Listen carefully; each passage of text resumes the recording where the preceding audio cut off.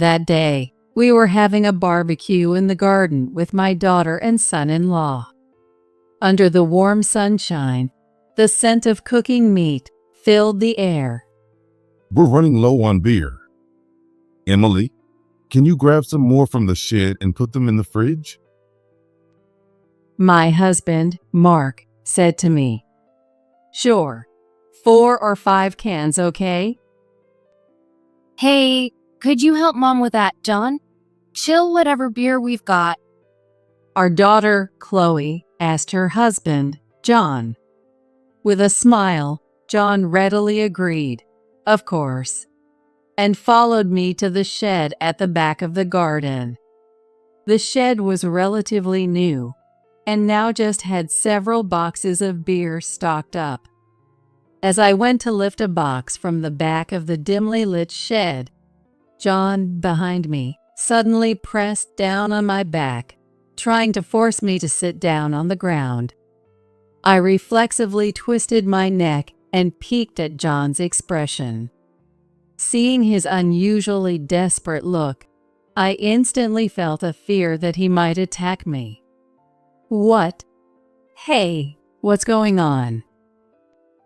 I was about to scream in shock, but John whispered hurriedly, a bit flustered.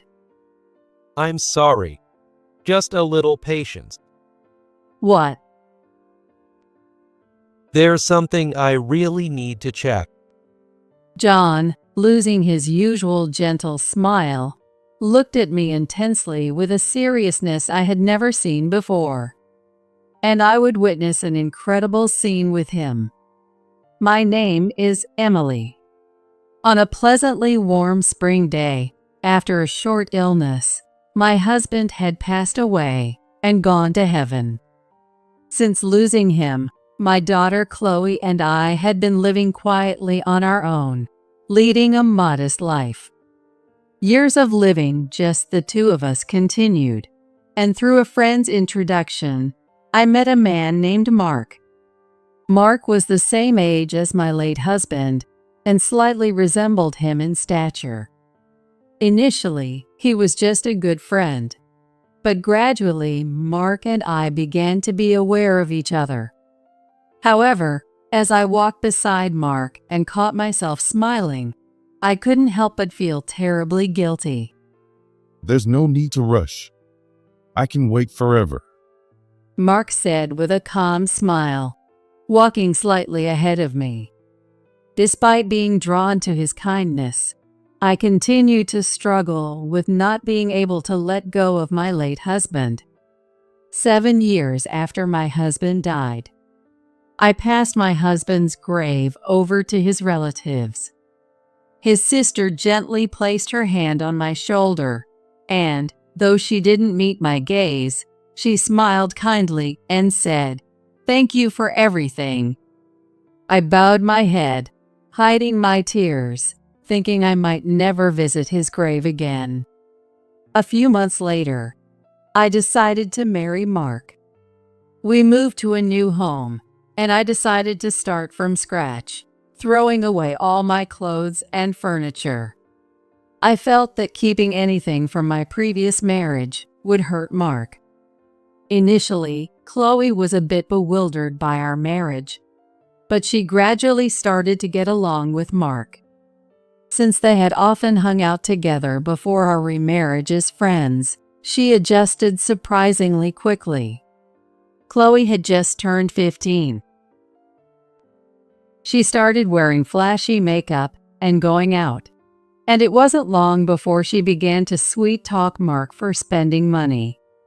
Originally, our life as a mother and daughter wasn't wealthy, and I couldn't always afford to buy Chloe the things she wanted. In contrast to my strict approach to money, Mark was indulgent with Chloe. Without asking for details, if she said she was going out with her friends, he would immediately pull out his wallet and hand over money. When I later scolded Mark for this, he would look troubled and say, Sorry, but I feel like money is the only way I can get along with Chloe right now. Mark continued to treat Chloe like a princess, making her feel very special. I was happy for her as if it were my own happiness. Mark was trying hard to love both me and Chloe. The only keepsake I had from my previous marriage was the wedding ring, which I kept at the very back of my closet and sometimes took out to look at.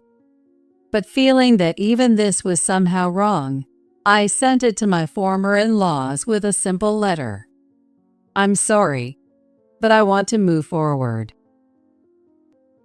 I don't know if it's okay for me to be happy. I don't know, but I sincerely wish to be happy. Eventually, Chloe became so close to Mark that she was always by his side. It was a delight for me, but I had my concerns. Hey Dad, I want a new designer bag, but I'm a little short on allowance. What should I do? Which one? What kind of bag is it? Mark peered happily into the smartphone screen Chloe handed him. I glimpsed the screen briefly. It was a bag from a well-known brand even I recognized.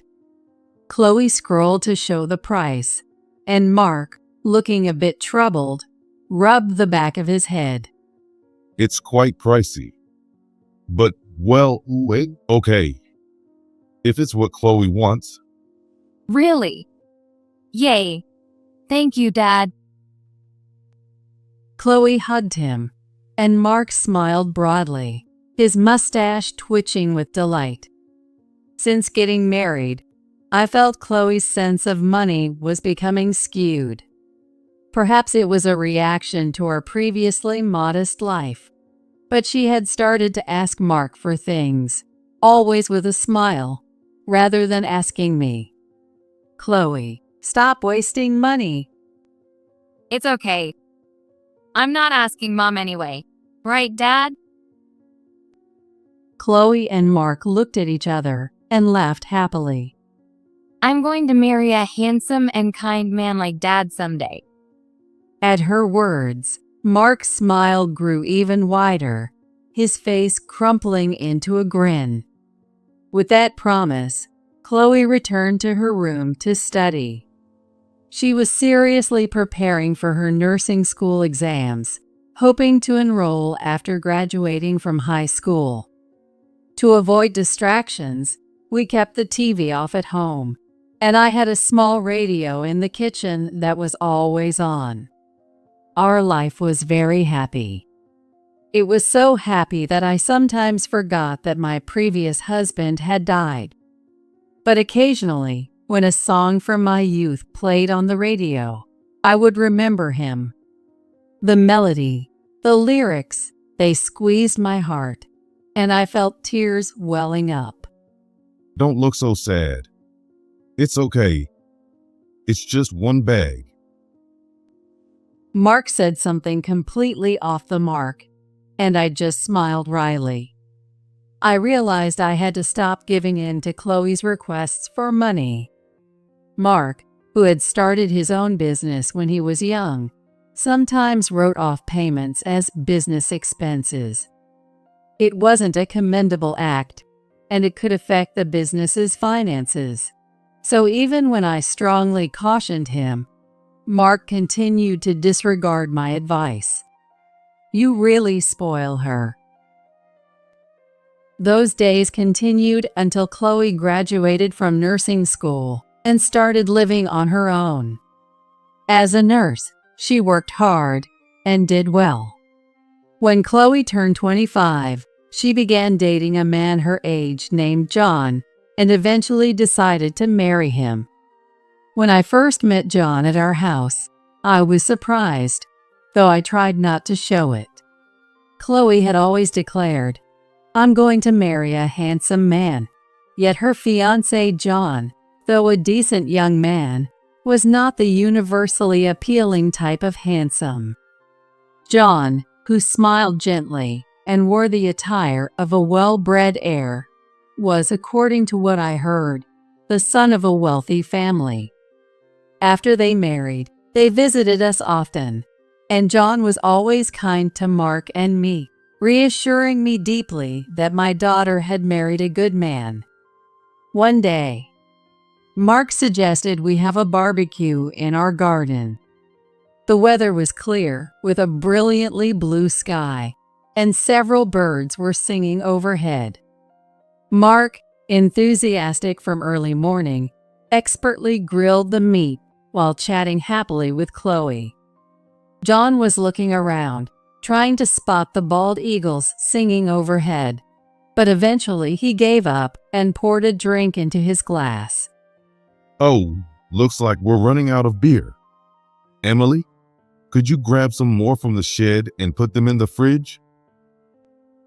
Got it. 4 or 5 cans good? Hey, could you help Mom with that, John? Chill whatever beer we've got. With a smile, John readily agreed, of course, and followed me to the shed at the back of the garden. The shed was relatively new, and now only had a few boxes of beer stocked up. As I tried to lift a box from the back of the dimly lit shed, John forcefully pressed down on my back, trying to make me sit on the ground. What? Hey, what's going on? Startled, I tried to scream, but John whispered in a slightly panicked tone. I'm sorry. Just a little patience. What? There's something I really need to check. Before I could ask what he wanted to check, he peeked out of the shed door, looking outside. The weather was good, and the garden's green grass was dazzlingly reflective. It's unlikely that Mark or Chloe could see us inside the dim shed. After a while, as we watched from a distance, Chloe leaned closer and nestled against Mark's arm. She rubbed her face against his upper arm and laughed happily. I could faintly hear their voices, but the singing of birds echoed in the shed, muddling their words. John watched them intently. Is he jealous of how close Chloe and Mark are? I couldn't help but laugh, and noticing my reaction, he pointed out, "Look." Chloe glanced around and then wrapped her arm around Mark. Mark seemed a bit flustered at first, but after looking around, he happily accepted her. Their closeness seemed more than just familial. The birds' song faded away. With no wind and no sound of insects, Mark and Chloe's voices, though faint, reached us clearly. John, completely unaware. Funny, isn't it? Well, you're the same, Emily. No one would imagine that. But it's exciting and fun to have a relationship like this. I was stunned, listening to their conversation. I couldn't grasp what was happening. Chloe took a clear bag containing a powdery substance from her pocket and mixed it into the glasses John and I had been drinking from. Did she put something in John's and my glasses? That's probably a sleeping pill. She visited a psychiatrist recently without telling me. Sleeping pills? She went to a psychiatrist without John knowing? I was bewildered by many things. But how should I take the fact that she had put sleeping pills in our drinks? We should get out of here. It would be weird to stay here any longer. But don't use that glass. Afterward, John and I returned to Mark and Chloe, pretending we knew nothing. Chloe looked a bit unnatural, glancing at my glass several times. The fact that my daughter tried to drug me was shocking enough, and I felt betrayed by her, making me dizzy. Sorry, I think I might have been out in the sun too much. I'll go inside and rest for a while. Oh, okay, I'll clean up. You should rest. I lay down on the bed in my room and stared blankly at the ceiling. Why would she put sleeping pills in the drink? And something about the closeness between Mark and Chloe felt off. My head throbbed with the thought of maybe, and the conflict of that can't be possible. After lying down for a while, I fell asleep. It was nearly evening when I woke up and went out to the garden where the cleanup was already done. John and Chloe seemed to be about to leave, and noticing me, John looked like he wanted to say something, then hesitantly shifted his gaze and remained silent. Are you feeling better now? After John and Chloe left, Mark approached me with his usual concern. But his words and voice sounded so deceitful that I forced a strained smile. Do you still feel unwell? Shall I make something for dinner? Mark rolled up his sleeves and started rummaging through the fridge. I remember there's still half of the meat we bought yesterday left. While thinking this, the image of Chloe slipping sleeping pills into my glass flashed back into my mind. I pushed Mark aside forcefully and said, "I'll cook," and quickly prepared a simple meal. I really can't bring myself to eat anything Mark makes right now. For the next few days, I hesitated to touch any of the food or beverages stocked at home. They might have been tampered with some kind of drug. Once I started thinking about the possibility of being monitored through hidden cameras or listening devices, living in my own home began to feel unbearable. One day, I received a message from John on my smartphone. It seemed he had discussed the incident involving the sleeping pills with his parents. John's parents, concerned for my well-being, offered to provide a temporary refuge for me. I think I'd go crazy if I continue living with Mark right now. I'm really grateful for your offer. It's at a relative's vacation home, which isn't being used at the moment, so feel free to stay as long as you like. Also, I'd like to have a discussion with my parents involved if that's okay. John's voice sounded somber over the phone. Of course, I agree. His wife might be having an affair with another man. And that man could be. No, I don't want to think about it now. Later, I lied to Mark, saying a friend invited me for a spa retreat. I had mentioned having persistent headaches since the barbecue and used the guise of needing rest, which my friend had suggested. A spa retreat? That sounds good. Take your time and relax. Maybe I'll invite Chloe over and we'll have dinner at home. Mark's casual response gave me such a chill of revulsion. Later, I traveled to the address John had given me and visited his relative's vacation home. John picked me up at the station after a series of train rides. I'm sorry you had to come all this way. He said he was sorry from the bottom of his heart. How can I not appreciate it? He went out of his way to arrange a place for me to hide. I felt a surge of gratitude for John's kindness. The area appeared to be a cluster of vacation homes, with pristine, seemingly uninhabited houses sporadically situated among a lot of trees. The vacation home itself was nestled among these trees. John's parents were waiting for me at the front door. It was the third time that I met John's parents.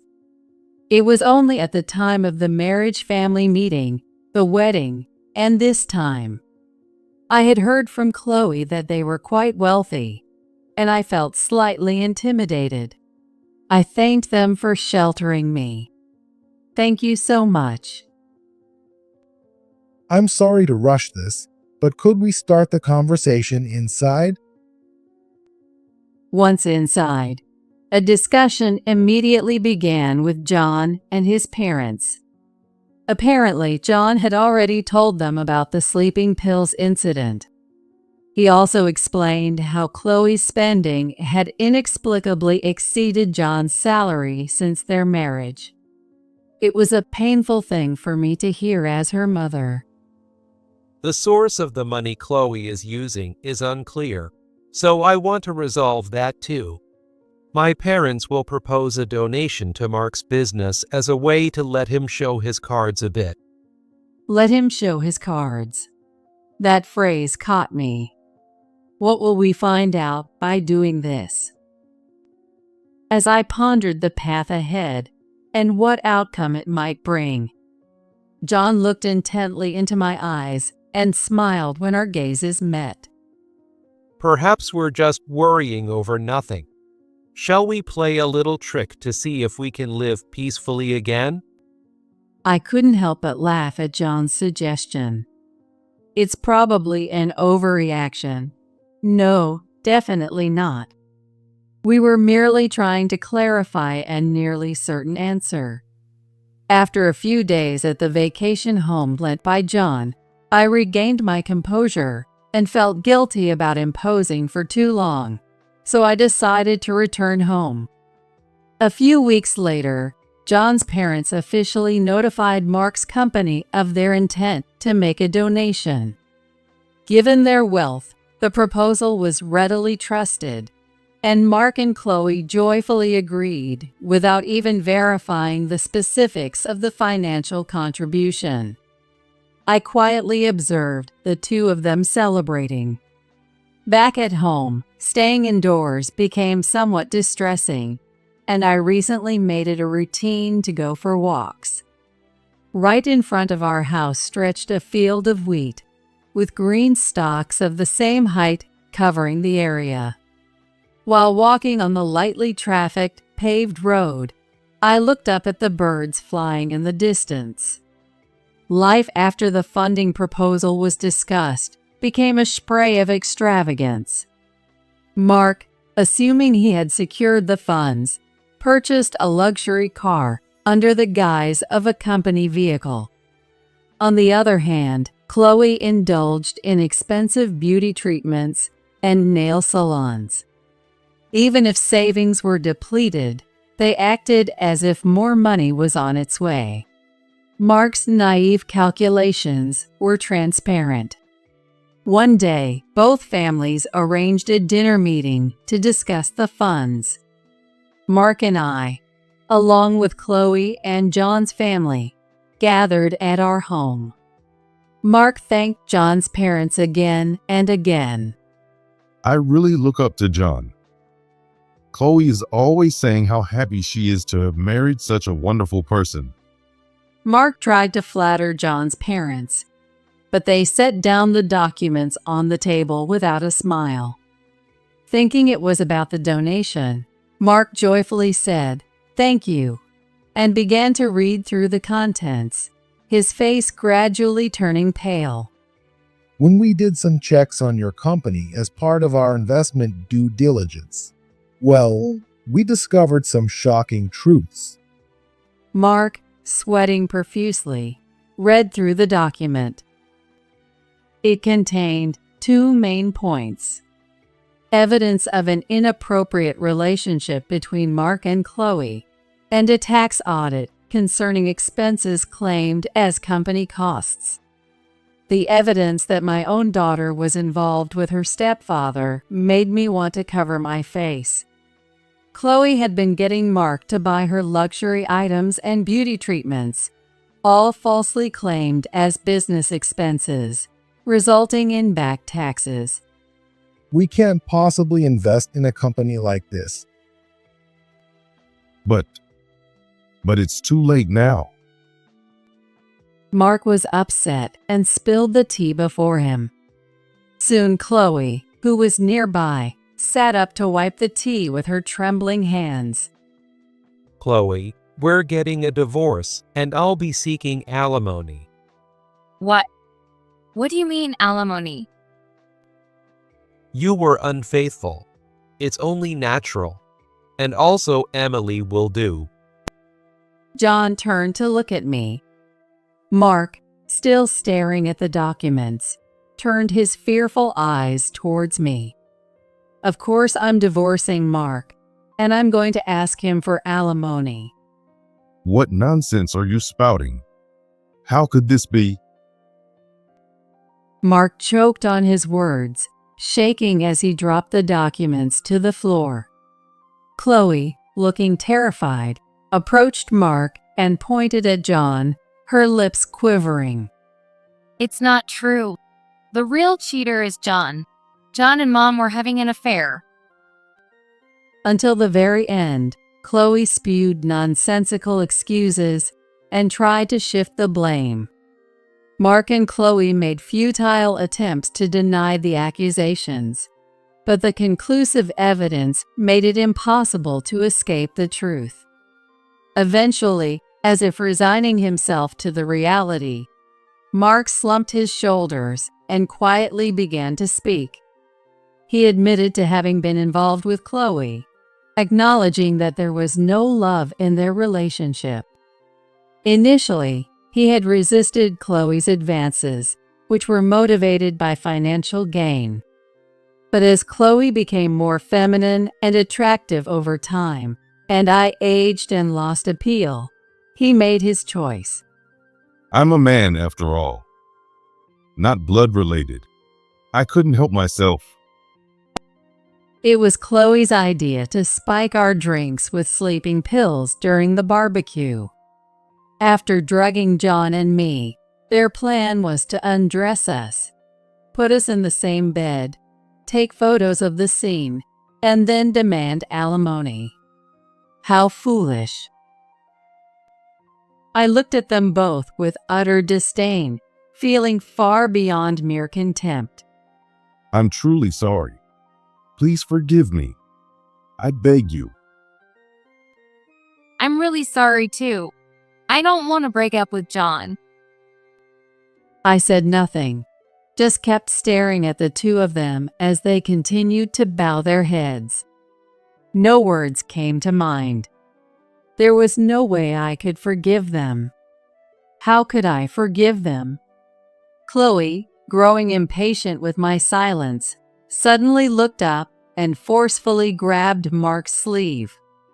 It's all your fault this happened. We have credit card payments due next week. What are we going to do now? What? Why did you go shopping without telling me? I'm broke from my losses at the slots, and I've been using credit cards too. What are we going to do now, seriously?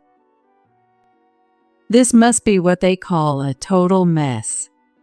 Chloe continued her aggressive behavior, pulling on Mark's hair and clothes, while Mark shouted, trying desperately to stop her. Their yelling must surely be heard by the neighbors. If it becomes known that a stepfather and his stepdaughter were involved, no one with normal sensibilities could continue living in this neighborhood. The same would be true for me. Thinking that I might never see the view outside my window again made me feel a bit sad.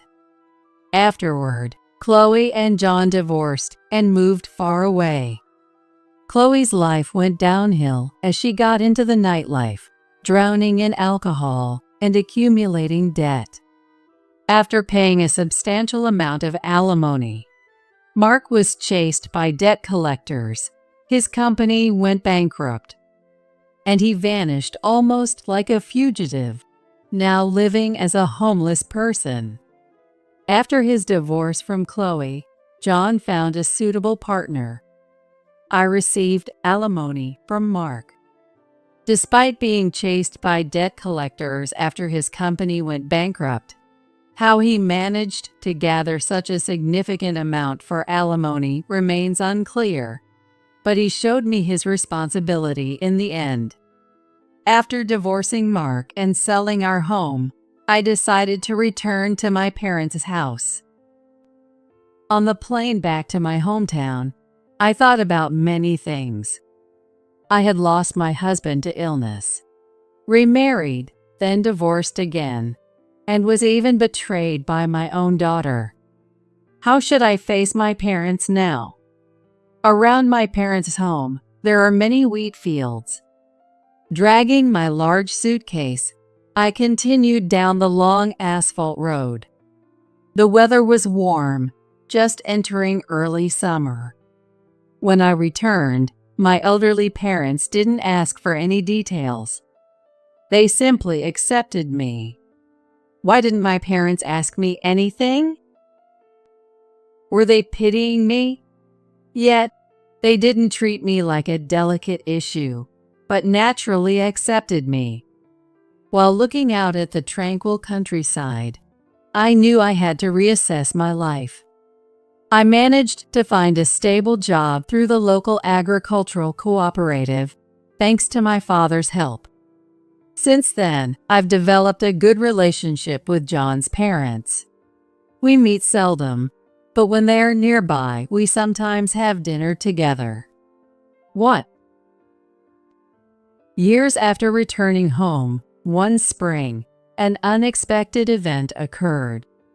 On the desk lay the wedding ring I had received from my late husband. A bit shaken, I picked up the ring and held it in my palm. As I stood there stunned, my mother came from the kitchen to wipe the table. It's been quite a while. His parents came by some time ago.